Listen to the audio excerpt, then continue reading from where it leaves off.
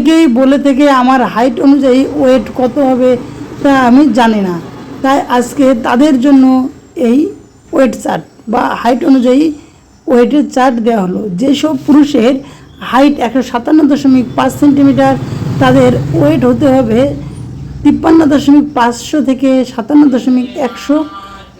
এছাড়াও যেসব মহিলাদের হাইট 147.5 সেন্টিমিটার, তাদের ওয়েট হতে হবে 43.500 অর্থাৎ 43 কেজি 500 এবং 48.500 এর মধ্যে।